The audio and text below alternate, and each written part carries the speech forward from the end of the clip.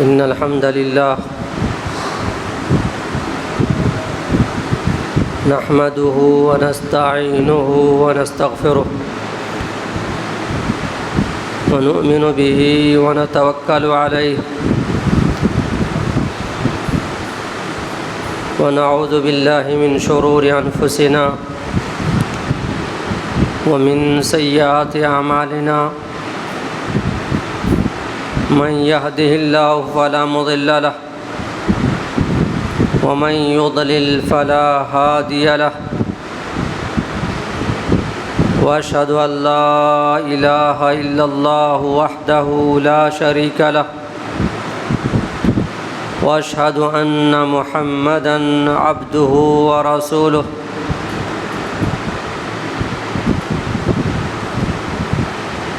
يا أيها الذين آمنوا اتقوا الله حق تقاته ولا تموتن إلا وأنتم مسلمون يا أيها الناس اتقوا ربكم الذي خلقكم من نفس واحدة وخلق منها زوجها وبث منهما رجالا كثيرا ونساء واتقوا الله الذي تساءلون به والأرحام إن الله كان عليكم رقيبا يا أيها الذين آمنوا اتقوا الله وقولوا قولا سديدا يصلح لكم أعمالكم ويغفر لكم ذنوبكم ومن يطع الله ورسوله فقد فاز فوزا عظيما أما بعد فإن خير الحديث كتاب الله وخير الهدي هدي محمد صلى الله عليه وسلم وشر الأمور محدثاتها وكل محدثة بدعة وكل بدعة ضلالة وكل ضلالة في النار يقول الله تبارك وتعالى وما ربك بظلام للعبيد ويقول النبي صلى الله عليه وسلم يا عبادي إني حرمت الظلم على نفسي وجعلته بينكم محرما فلا تظالموا. محترم حاضرین، بزرگوں، نوجوان ساتھیوں، عزیز بچوں، اللہ تبارک و تعالیٰ کا بہت بڑا شکر و احسان ہے کہ اس ذات باری تعالیٰ نے ہمیں اسلام کی دولت سے نوازا ہے، اسلامی شریعت سے نوازا ہے، اسلامی تعلیمات اور ہدایات سے نوازا ہے، جس کے اندر انسان کی اصلاح، اس کی کامیابی کے لیے ہر طرح کا خیر، ہر طرح کی بھلائی موجود. درود و سلام ہو ہمارے آخری نبی جناب محمد الرسول اللہ صلی اللہ علیہ وسلم پر، جنہوں نے اسلامی پیغام کو، اسلامی تعلیم کو دنیا والوں تک پہنچایا اور اس سلسلے میں بے پناہ صبر کیا تاکہ لوگ کامیاب ہو جائیں، فلاح پا جائیں. محترم حاضرین، خطبہ مسنونہ کے بعد آپ کے سامنے ایک آیت کی تلاوت کی گئی اور ایک حدیث پڑھ کر سنایا گیا. ان دونوں نصوص کے اندر اللہ تبارک و تعالی ظلم سے، زیادتی سے روک رہا ہے. اللہ تبارک و تعالی یہ بیان کر رہا ہے کہ انسانوں کے اندر ایک قبیح صفت، ایک گھناؤنی صفت پائی جاتی ہے، اور وہ ہے ظلم اور زیادتی کرنا۔ محترم حاضرین، اللہ تبارک و تعالی نے انسان کی صفت کے اندر، اللہ تبارک و تعالی نے تمام انسانوں کو فطرت پر پیدا کیا ہے۔ اس کے اندر ایسی خوبیاں ہیں کہ اگر انہیں ان خوبیوں پر چھوڑ دیا جائے تو انسان صحیح الفطرت پیدا ہوگا، صحیح الفطرت پروان چڑھے گا، کسی پر ظلم و زیادتی کرنے والا نہیں بنے گا، اللہ رب العالمین کی توحید کو اپنائے گا، شرک سے، ظلم سے، زیادتی سے، گناہ سے بچے گا۔ یہ انسان کی فطرت۔ لیکن انسان چونکہ اکیلا نہیں رہتا، اس دھرتی پر اس کے ساتھ بہت سارے لوگ بستے ہیں، طرح طرح کے لوگ بستے ہیں، کوئی مسلمان ہے، کوئی کافر ہے، کسی کی تہذیب الگ ہے، کسی کی شناخت الگ ہے، کسی کی پہچان الگ ہے، آپس میں ایک دوسرے سے ملتے ہیں، جلتے ہیں، اس ماحول کا انسان پر بڑا اثر پڑتا ہے۔ اسی ماحول کی بنا پر کوئی انسان شریف بن جاتا، کوئی انسان ظالم اور زیادتی کرنے والا بن جاتا ہے۔ کبھی انسان کو ایسی تعلیم دی جاتی ہے کہ وہ دوسروں کے خلاف ظلم و زیادتی کا رویہ اپنائے، کہیں اسکول میں تعلیم دی جاتی ہے، کسی معاشرے میں تعلیم دی جاتی ہے، کسی مذہب کے تحت دوسرے مذہب کے تئیں نفرت پیدا کی جاتی ہے۔ غرض ماحول کا ایک بڑا سا اثر انسانی فطرت پر پڑتا ہے، جس کا اثر یہ ہوتا ہے کہ ایک انسان دوسرے انسان پر ظلم کرنے لگتا ہے۔ وہیں پر قوت کا بھی اثر ہوتا ہے، کبھی انسان مال و دولت کے غرور میں آ کر بھی ظلم و زیادتی کر بیٹھتا، اپنے دستے بازو پر اسے غرور ہوتا، اپنے مال و دولت پر اسے غرور ہوتا، اپنی قوت پر اسے غرور ہوتا۔ کوئی شخص بڑا ہوتا ہے، مضبوط قسم کا ہوتا ہے، اپنے کمزوروں پر ظلم و زیادتی کر بیٹھتا۔ بہرحال مقصود یہ ہے کہ ظلم و زیادتی یوں ہی نہیں پیدا ہوتا ہے، بہت سارے اثرات ہیں، بہت سارے عوامل ہیں، بہت سارے اسباب ہیں جن کی بنا پر ایک شخص ظالم بن جاتا ہے۔ ظلم جو بھی ہو، جس شکل میں بھی ہو، جس ماحول کا نتیجہ ہو، جس ماحول کا اثر اس کے اندر پایا جاتا ہو، لیکن ظلم ظلم ہے، زیادتی زیادتی ہے۔ اللہ تبارک و تعالی ظلم کو کبھی پسند نہیں کرتا ہے۔ اللہ تبارک و تعالی نے اپنے اوپر ظلم کو حرام قرار دیا۔ اللہ تبارک و تعالی اپنے اوپر ظلم کو حرام قرار دے لیا۔ حدیث قدسی میں اللہ کے نبی صلی اللہ علیہ وسلم فرماتے ہیں کہ اللہ تبارک و تعالی نے فرمایا، یا عبادی، اے میرے بندو، انی حرمت الظلم علی نفسی، میں نے اپنے اوپر ظلم کو حرام قرار دے دیا ہے، اور اس ظلم کو تمہارے درمیان بھی حرام قرار دیا۔ نہ میں ظلم کروں گا اور نہ تم لوگ ظلم کرو گے آپس میں۔ خالق بھی ظالم نہیں ہوگا، مخلوق بھی ظالم نہیں ہوگی۔ فلا تظالموا، تم لوگ ایک دوسرے پر ظلم نہ کرو، ایک دوسرے پر زیادتی نہ کرو، کوئی شخص دوسرے شخص پر زیادتی نہ کرے، بڑا چھوٹے پر زیادتی نہ کرے، کوئی باپ اپنے والدین اپنے بچوں پر زیادتی نہ کرے، کوئی بھائی اپنے چھوٹے بھائیوں پر زیادتی نہ کرے، کوئی شوہر بیوی پر زیادتی نہ کرے، غرض ظلم کہیں بھی ہو، کسی بھی شکل میں ہو، ہر جگہ اللہ تبارک و تعالیٰ نے اسے حرام قرار دیا ہے۔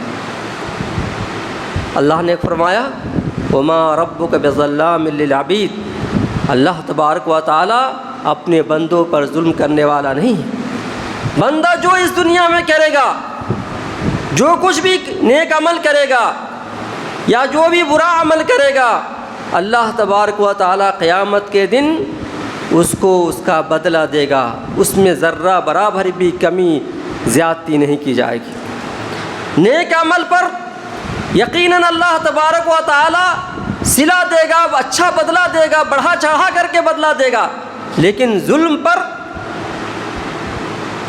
گناہ بڑھائے گا نہیں، جتنا ظلم کیا ہے اسی قدر اس کو بدلہ دیا جائے گا۔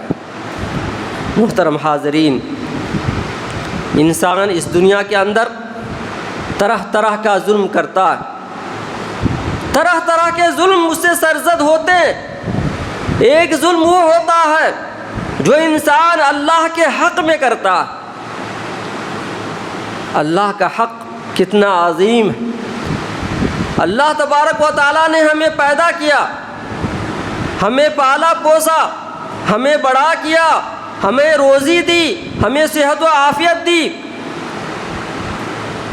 اس کے باوجود انسان اللہ تبارک و تعالیٰ کے حق میں ظلم و زیادتی کرتا ہے۔ کتنے ایسے انسان ہیں جو اللہ کو چھوڑ کر غیر اللہ کو معبود بنائے ہوئے ہیں، یہ اللہ رب العالمین کے حق میں سراسر ظلم ہے۔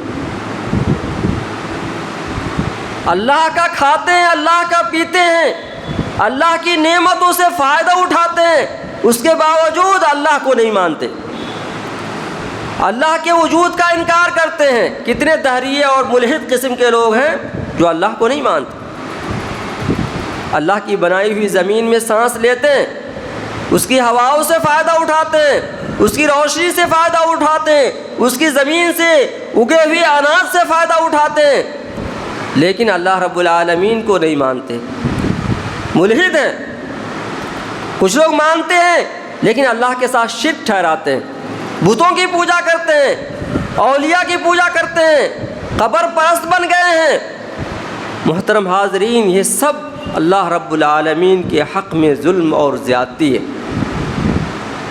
اللہ کو نہ ماننا، اللہ کے ساتھ غیروں کو شریک ٹھہرانا، اللہ کے اسماء اور صفات کا انکار کرنا، اللہ کی باتوں کو نہ ماننا، اللہ کے رب العالمین نے جو حکم دیا ہے اس پر نہ چلنا، یہ سارا کا سارا اللہ رب العالمین کے حق میں ظلم ہے۔ محترم حاضرین، لقمان علیہ السلام نے اپنے بیٹے کو نصیحت کرتے ہوئے فرمایا یا بنی لا تشرک باللہ ان الشرک لظلم عظیم، اے میرے بچے، اللہ کے ساتھ کسی کو شریک مت ٹھہرانا، اللہ کے ساتھ کسی کو معبود مت بنانا، اس لیے کہ شرک کرنا بہت بڑا ظلم ہے، بہت بڑا ظلم ہے۔ اس عظیم خالق کے حق میں جس کی نعمتوں کے سائے تلے سارا کا سارا انسان دبا ہوا ہے، بے شمار نعمتوں سے فائدہ اٹھایا جا رہا ہے، لیکن اللہ تبارک و تعالیٰ کے حکم کو نہیں مانتا، اس کے حق کو تسلیم نہیں کرتا، اس کی عبادت نہیں کرتا، اور اس کے ساتھ ساتھ غیروں کو بھی شریک ٹھہراتا ہے۔ محترم حاضرین، تو سب سے بڑا ظلم خالق کے حق میں، اللہ کے حق میں یہ ہے کہ اللہ کی بات نہ مانی جائے، اللہ کو معبود نہ مانا جائے، اللہ کے ساتھ کسی کو شریک ٹھہرا جائے، یہ سب سے بڑا ظلم۔ اس لیے اس ظلم سے پہلی فرصت میں بچنے کی ضرورت، اس ظلم سے پہلی فرصت میں بچنے کی ضرورت ہے، اپنی آل و اولاد کو بچانے کی ضرورت ہے۔ ابراہیم علیہ السلام دعا کرتے تھے، اے میرے رب، مجھے بھی میرے بچوں کو بھی بتوں کی عبادت سے بچا لے، رب جنوبنی و بنی ان نعبد الاصنام۔ محترم حاضرین، یہ ظلم جو اس دنیا کے اندر پھیلا ہوا ہے، کثرت سے پھیلا ہوا ہے، اور بدقسمتی سے مسلمانوں کے اندر بھی پھیلا ہوا ہے، جو مسلمان اللہ کو رب مانتے ہیں اس کے باوجود دعائیں کہیں اور مانگی جاتی ہیں، مزاروں پر دعائیں مانگی جاتی ہیں، نظر و نیاز وہاں مانی جاتی ہیں، ذبح وہاں کیے جاتے ہیں، بہت ساری عبادتیں وہاں کی جاتی ہیں۔ جو عبادتیں مسجدوں میں ہونی چاہیے، جو عبادتیں اللہ کے لیے ہونی چاہیے، وہ غیر اللہ کے لیے ہو رہی ہے۔ یہ سب سے بڑا ظلم کافروں میں چھوڑیے مسلمانوں کے اندر پھیلا ہوا ہے۔ اس ظلم سے لوگوں کو بچانے کی ضرورت ہے، لوگوں کو اس ظلم سے باز رہنے کی ضرورت ہے، اور اللہ رب العالمین کے عظیم حق کو پہچاننے کی ضرورت ہے۔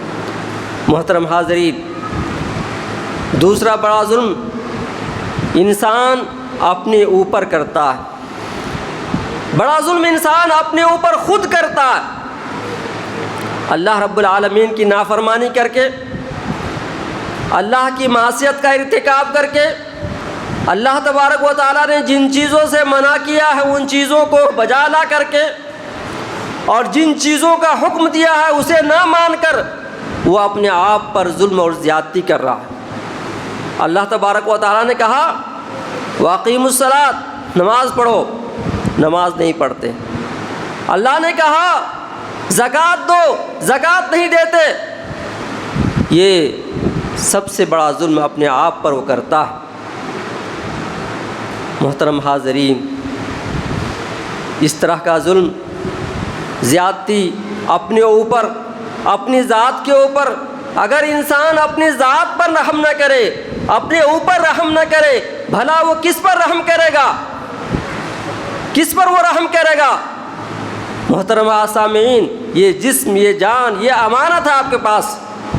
اللہ تبارک و تعالیٰ نے آپ کو اس لیے پیدا کیا ہے تاکہ آپ اللہ کے محبوب بندے بن جائے۔ وَمَا خَلَقْتُ الْجِنَّ وَالْإِنسَ إِلَّا لِيَعْبُدُونَ، میں نے انسان اور جنات کو صرف اپنی عبادت کے لیے پیدا کیا ہے۔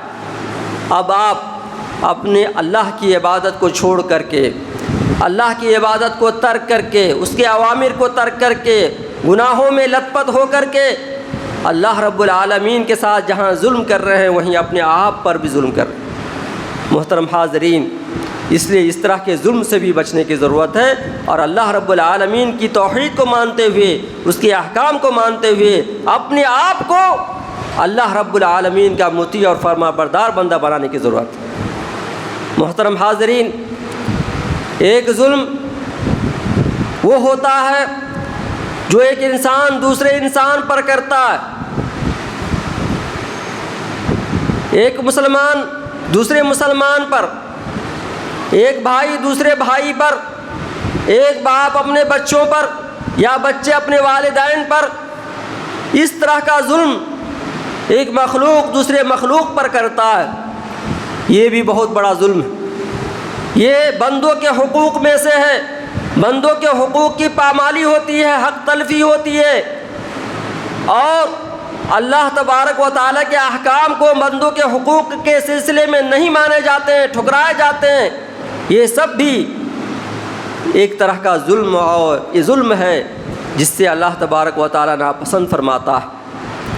محترم حاضرین، مخلوق دوسرے مخلوق پر جو ظلم کرتا ہے اس کی بہت ساری شکلیں ہیں، بہت ساری شکلیں۔ مثلا ایک شخص یتیم کا مال کھا لیتا ہے۔ ان الذين ياكلون اموال اليتامى ظلما انما ياكلون في بطونهم نارا وسيصلون سعيرا۔ جو لوگ یتیموں کا مال ناحق کھا لیتا ہے وہ اپنے پیٹ میں جہنم کا آگ بھر رہا ہے، جہنم میں داخل ہوگا قیامت کے دن۔ یتیموں کا مال کھانا، ان کے مال میں خرد برد کرنا، ان کے مال کو ناحق ضائع کرنا، ان کے مال پر جو سرپرستی حاصل ہے اس کا حق نہ ادا کرنا، یہ سب یتیموں کے مال میں ظلم اور زیادتی ہے۔ اسی طرح سے لوگوں کے مال میں ظلم و زیادتی کرنا۔ ایک شخص دوسروں کی زمین غصب کر لیتا ہے، ہڑپ جاتا ہے، ناحق چھین لیتا ہے، اور اس طرح کے واقعات بے شمار پیش آتے ہیں۔ ناجائز قبضہ دوسرے کی زمین پر کتنے واقعات اپنے معاشرے میں سنتے ہیں اور دیکھے جاتے ہیں، بلا حساب بلا شمار۔ ایک دوسرے کی زمین پر قبضہ جمانا ناجائز کتنا ہوتا ہے۔ محترم حاضرین، اللہ کے نبی صلی اللہ علیہ وسلم نے کتنی سخت وعید کیے، من اقتطع شبرا من الارض، شبرا من الارض توقہ یوم القیامت سب من 7 اراضین، جو ایک بالش زمین کسی کا ناجائز قبضہ کر لے گا، قیامت کے دن 7 زمین سے اس کے گلے میں طوق بنا کر پہنایا جائے گا۔ یہاں ماحول کیا ہے؟ ایک بالش نہیں، پورا کا پورا گھر، پورا کا پورا پلاٹ، پوری زمین، پورا باغ، اور اس سے بے دخل کر دیا جاتا ہے ظلم اور زیادتی کے طور پر۔ محترم حاضرین، وما ربک بغافل عما یعمل الظالمون، یہ ظالم لوگ جو ظلم کر رہے ہیں، اس سے اللہ تبارک و تعالیٰ غافل نہیں ہے۔ اللہ تبارک و تعالیٰ سمیع ہے، بصیر ہے، علیم ہے، خبیر ہے، قادر ہے، وہ ہر چیز کو دیکھ رہا ہے، ہر چیز سے واقف ہے، کون بندہ کیا کر رہا ہے، کس طرح کا ظلم کر رہا ہے، سب چیز سے واقف ہے۔ اللہ تبارک و تعالیٰ ظلم کا بدلہ اس دنیا کے اندر دے دیتا ہے، ناحق ظلم کا بدلہ اس دنیا کے اندر دے دیتا ہے، اور آخرت کے اندر بھی اس کے لیے بدلہ تیار ہے۔ محترم حاضرین، تو زمین اور جائیداد پر ناجائز قبضہ کرنا یہ بہت بڑا ظلم ہے۔ اسی طرح اپنے بچوں کو مال وراثت سے محروم کرنا بڑا ظلم ہے۔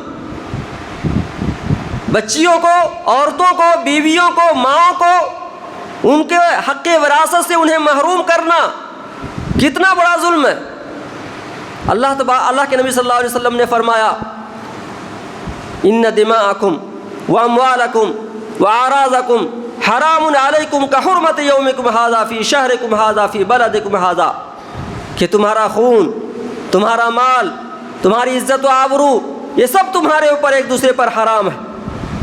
محترم حاضرین، ناجائز مال کمانا، ناحق مال کمانا، ناحق مال بٹورنا، ناحق مال جو ہے تجارت کر کے حاصل کرنا، یہ سب کے سب حرام ہے۔ یا ایھا الذین آمنوا لا تاکلوا اموالکم بینکم بالباطل، باطل طریقے سے ایک دوسرے کا مال نہ کھاؤ، دھوکہ دے کر کے مت کماؤ، یہ بھی ایک طرح کا ظلم ہے۔ محترم حاضرین، مال میں جس طرح ظلم ہوتا ہے، آپس میں مسلمانوں کے درمیان یا آپس معاشرے کے اندر جس طرح کا مال کے اندر ظلم و زیادتی ہوتی ہے، وہ بہت بڑی ظلم و زیادتی ہے، اور اسی کے وجہ سے آپس میں میل و محبت پیدا نہیں ہوتے، نفرت پیدا ہوتی ہے، ایک دوسرے کے دشمن بن جاتے ہیں، بلکہ بسا اوقات ناحق ایک دوسرے کو قتل کر دیتے ہیں اس مال کے جھگڑے کی وجہ سے۔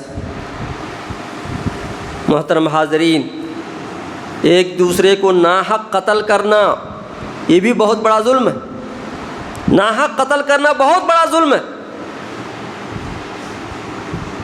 آدم علیہ السلام کے بیٹوں میں سب سے پہلے یہ ظلم پیدا ہوا، ناحق ظلم پیدا ہوا اسی تاریخ سے کہ ایک بیٹے نے دوسرے بیٹے کو قتل کر دیا،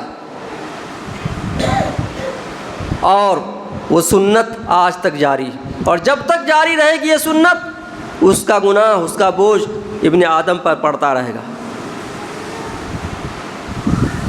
ناحق قتل کرنا، بچیوں کو زندہ درگور کر دینا، بچوں کو ان کے حق نہ دینا، ان کے ساتھ ظلم کرنا، ناانصافی کرنا، یہ سب ظلم و زیادتی ہے۔ نعمان بن بشیر رضی اللہ تعالیٰ عنہ کا ایک واقعہ آتا، نعمان بن بشیر رضی اللہ تعالیٰ عنہ کا، انہوں نے اپنے ایک بیٹے کو ایک باغ تحفہ میں دیا، بچے کی ماں نے کہا کہ میرا بچہ اس باغ کو اس وقت لے گا جب نبی کریم صلی اللہ علیہ وسلم اس پر گواہی دے دیں گے۔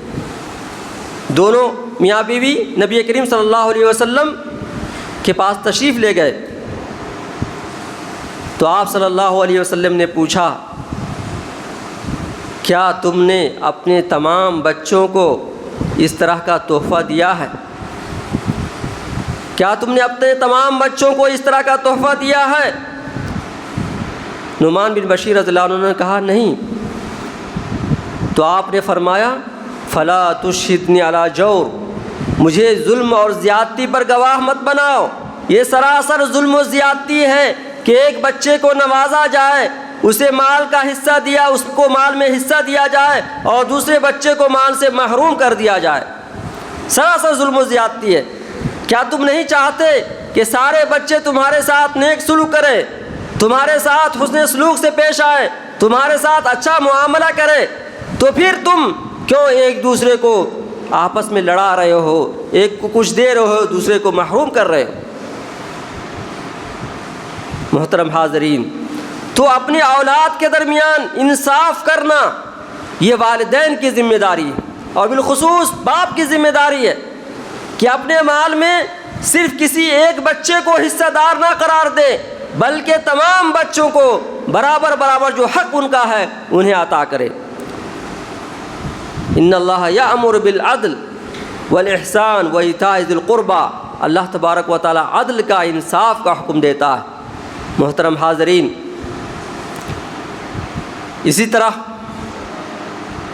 جو بھی ظلم ہو، جس شکل میں بھی ہو، ہر طرح کا ظلم حرام، چاہے وہ کوئی معاشرہ دوسرے معاشرے پر ظلم کرے، کوئی خاندان دوسرے خاندان پر ظلم کرے، کوئی بھائی دوسرے بھائی پر ظلم کرے، کوئی طاقتور انسان کمزور پر ظلم کرے، کوئی بینا شخص نابینا پر ظلم کرے، غرض ہر طرح کا ظلم اسلام کے اندر حرام۔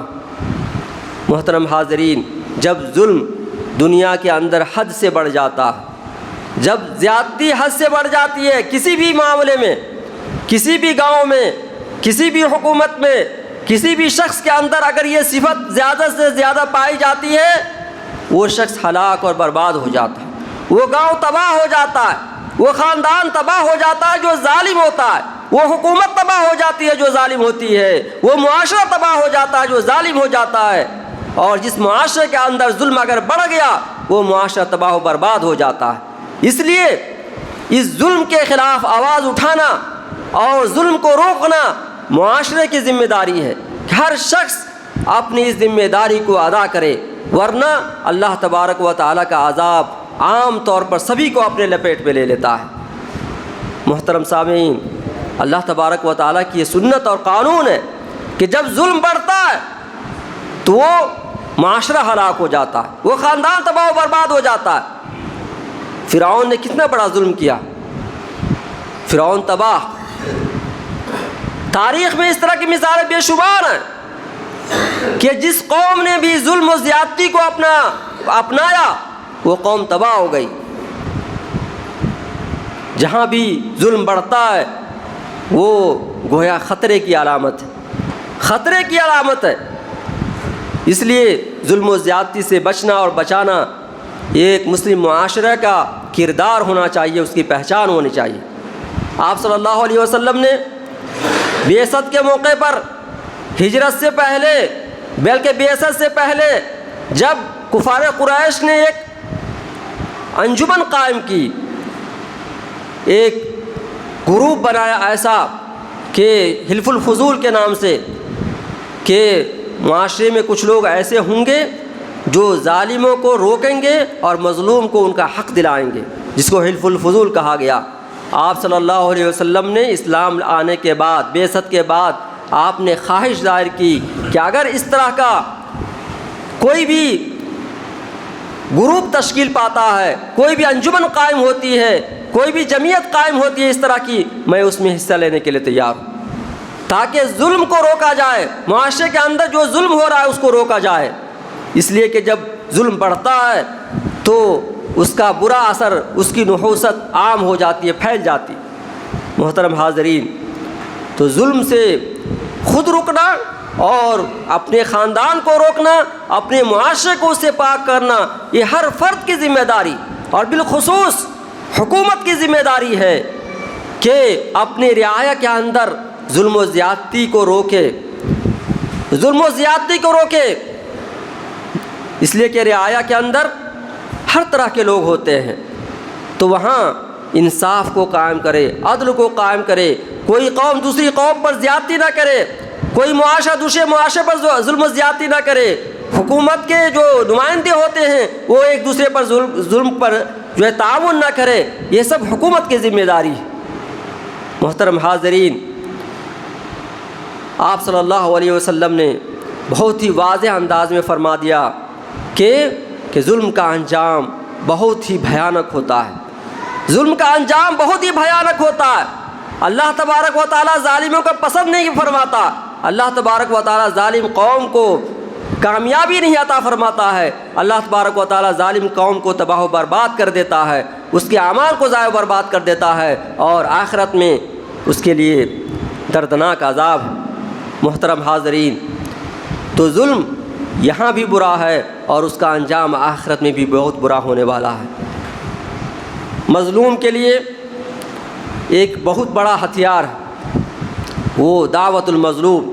آپ صلی اللہ علیہ وسلم نے فرمایا کہ اتقوا دعوت المظلوم، اتقوا دعوت المظلوم، مظلوم شخص کی بد دعا سے بچو، مظلوم شخص کی بد دعا سے بچو، مظلوم شخص کی آہوں سے بچو، اس کی تکلیفوں سے بچو۔ اگر وہ بد دعا کر دے گا اللہ تبارک و تعالی اس کی بد دعا کو قبول کرے گا، چاہے وہ کتنا بڑا فاسق و فاجر انسان ہو۔ اگر وہ بد دعا کر دیا اللہ تبارک و تعالی اس کی مدد کرے گا، گرچہ اس کی مدد میں تھوڑا وقت لگے لیکن اس کی مدد ضرور اللہ تبارک و تعالی کرتا ہے۔ محترم حاضرین، تو مظلوم کی بد دعا سے بچیں، اپنے آپ کا جائزہ لیں کہ کیا ہم نے ظلم کیا ہے، ہم نے زیادتی کی ہے کسی پر، تو اسی دنیا میں اس سے پاک ہو جائیں، معافی مانگ لیں، اگر کسی کا حق لیا ہے اس کا حق ادا کر دیں، کسی کا مال ناحق چھینا ہے اسے ادا کر دیں، چوری کی ہے اس کا مال لوٹا دیں، اگر کسی طرح کا بھی ظلم کیا ہے تو اسی دنیا کے اندر اس ظلم سے اپنے آپ کو پاک کر لیں، پاک صاف کر لیں اور آپ بری ذمہ ہو جائیں، تب آپ کے لیے خیر ہے، ورنہ اللہ تبارک و تعالی مظلوم شخص کو قیامت کے دن اس کا حق دلا کر رہے گا۔ حتیٰ کہ اگر ایک بکری، ایک جانور دوسرے جانور پر ظلم و زیادتی کرے گا اس کا بدلہ بھی قیامت کے دن اللہ تبارک و تعالی دلوائے گا۔ تو بھلا بتلائیے، انسان اگر ظلم و زیادتی کرے گا تو اللہ تبارک و تعالی اس ظالم کو یوں ہی نہیں چھوڑے گا، یوں ہی نہیں جانے دے گا، اس کا حق دلوا کر رہے گا۔ اگر اس دنیا میں اسے مہلت مل گئی تو آخرت کے اندر وہ اپنے ظلم کا بدلہ ضرور پائے گا۔ محترم حاضرین، اللہ تبارک و تعالی نے ہمیں ظلم سے روکا، اپنے اوپر ظلم کو حرام قرار دیا تاکہ اس معاشرے کے اندر امن، چین، سکون پیدا ہو اور ہر شخص چین کے ساتھ جیے، سکون کے ساتھ جیے، اپنی عزت و آبرو پر اسے کسی طرح کا کوئی خوف نہ ہو، اپنے مال پر کسی کا خوف نہ ہو، اپنے جان پر کسی کا خوف نہ ہو، تاکہ ہر شخص امن اور سکون کے ساتھ جیے۔ اسی لیے عدل کا حکم دیا اور ظلم و زیادتی سے منع فرمایا اور اسے حرام قرار دیا۔ اللہ تبارک و تعالیٰ سے دعا ہے کہ اللہ تبارک و تعالیٰ ہم تمام مسلمانوں کو عدل و انصاف قائم کرنے اور ظلم و زیادتی سے بچے رہنے کی توفیق عنایت فرمائے۔ اللہ تبارک و تعالیٰ ہم تمام مسلمانوں کو جب تک زندہ رکھے اسلام پر زندہ رکھے، اور جب موت ہو تو اسلام پر موت ہو۔ آمین وآخر دعوانا الحمدللہ رب العالمین۔ بارک اللہ لنا ولکم فی القرآن العظیم ونفعنا وإیاکم بالآیات والذکر الحکیم۔ انہ تعالی جواد کریم ملک بر رؤوف رحیم۔